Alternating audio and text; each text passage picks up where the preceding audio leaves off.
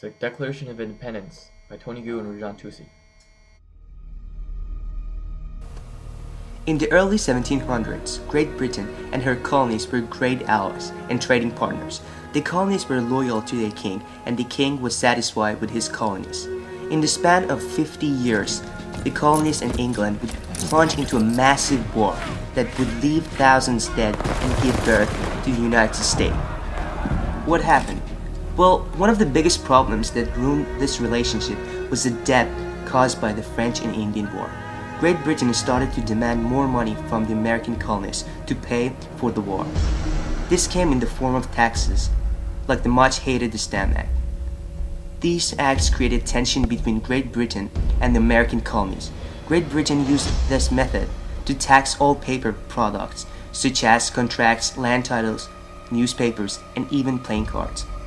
This act angered many colonists. Many of them joined organizations like the Sons of Liberty and began to protest against the taxes.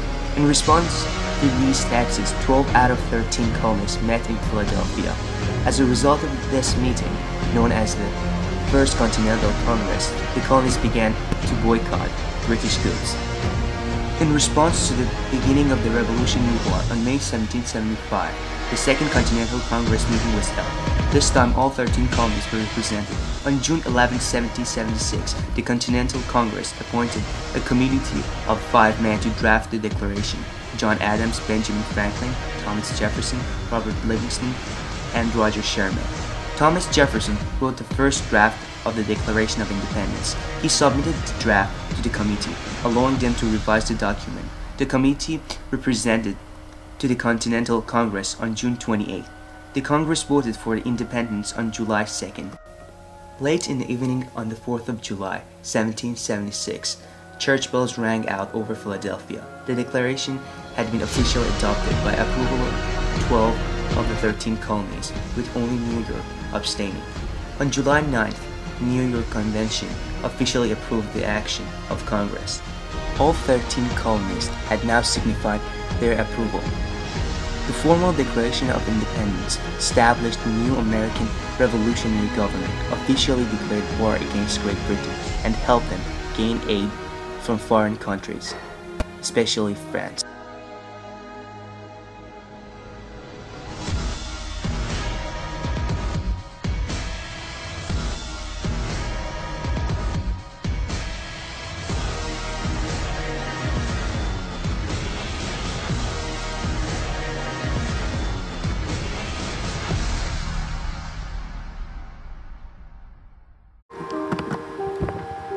On July 4th, 1776, despite a very real threat to their lives, the men of the Second Continental Congress declared their independence and threw their defiance into the face of King George III. This was the crux of the Revolutionary War and forever changed the course of history. The Declaration of Independence is easily broken down into 4 parts. The preamble, the list of abuses and usurpations, the past actions of the colonists, and the conclusion.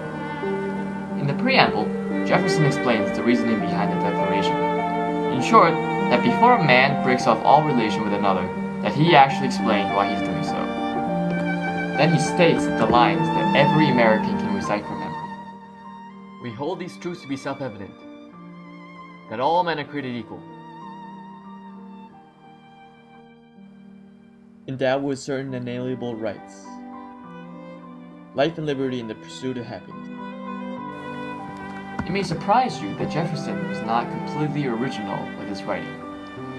His ideas of life, liberty, and the pursuit of happiness were plagiarized from John Locke's Second Treatise of Government. In fact, many of the ideas behind the American Revolution came from John Locke. In the rest of the paragraph, Jefferson establishes that it is the right and the duty of the people to overthrow their government if it is not serving its purpose and harms the people.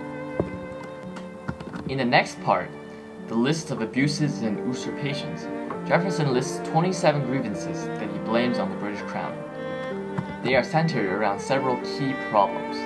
The first 12 are because of the king's abilities to implement laws without colonial consent and its absolute authority when it comes to ruling his colonies. These include things like needing the king's consent for important laws and decisions. Grievances 13 through 22 are a Parliament's denial of the right for self-rule. And the last 5 are deal with the actions the king has already taken in fighting the Revolutionary War. These include killing colonists and marching large armies through their lands. The list of abuses and usurpations is a very long list, which takes up the bulk of the Declaration's writing. The next section, probably the shortest, is a list of things the colonists have done to prevent going to war. Things like petitioning the British and appealing to their justice.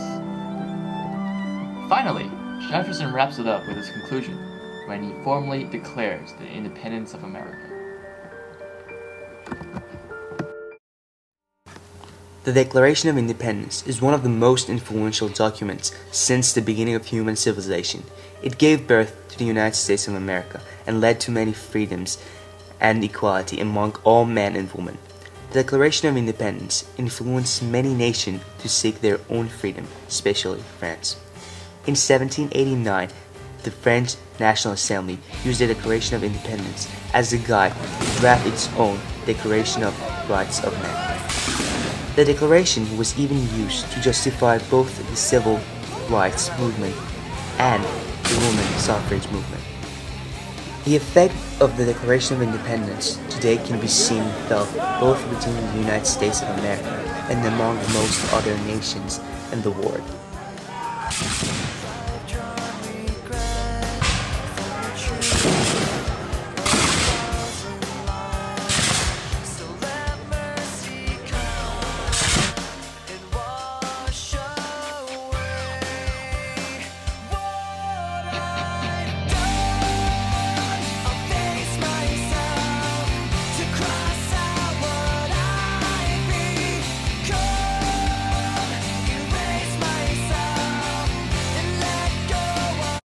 Oppan Gangnam Style.